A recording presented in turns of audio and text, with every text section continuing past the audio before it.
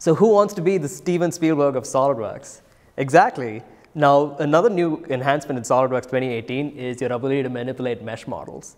Some typical use cases for mesh modeling is, well, reverse engineering, using objects as a reference design, importing any scan geometry, or importing models from an artistic geometry creation software like ZBrush. Now, all of these require a mesh modeling component to your Parasol kernel in order to be able to manipulate your models and in order to be able to get useful information of this imported mesh geometry. Now, let's take a look at what SOLIDWORKS has that lets you do that. Starting off with file formats. Previously, we were only able to do STLs, but now we can do OBJs and PLYs, very popular formats amongst the artistic world and also the engineering world.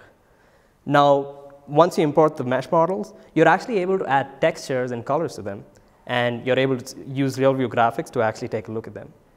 Now, besides that, you can take section views of graphic objects without having to convert them to solid bodies.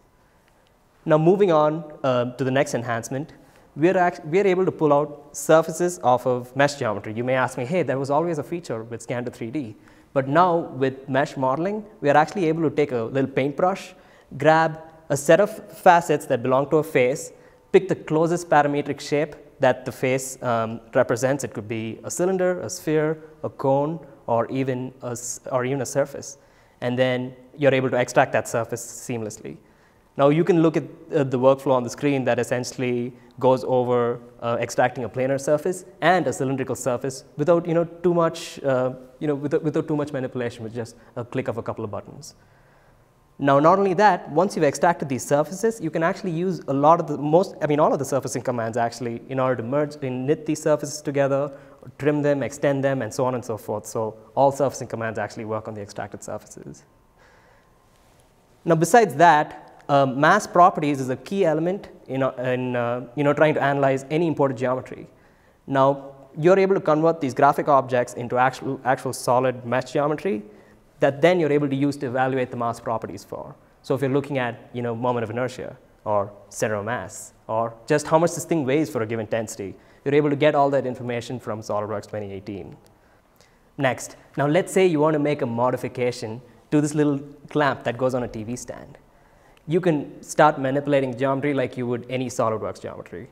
Right now, we're going to fire up a sketch, draw a couple of entities that then resemble the shape that we're going to pull out of the model, and then use a set of Boolean operations in order to perform subtraction to, well, cut a slot through the little clamp.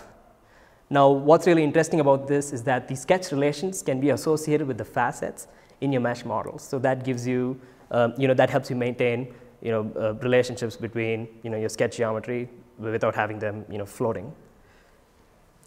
Now, as I mentioned, you can run Boolean operations between mesh models and another mesh model. You typically cannot do it between a solid body and a mesh model. So converting a solid body to a mesh model is pretty seamless as well. It's just a click of a button and performing a combine operation in order to pull the slot out of the little clamp. Now, once this clamp is prepared, what you can do is you can actually import it into the assembly that it belongs to and use any of the mating features in order to mate your mesh model to the final assembly, completing the TV stand.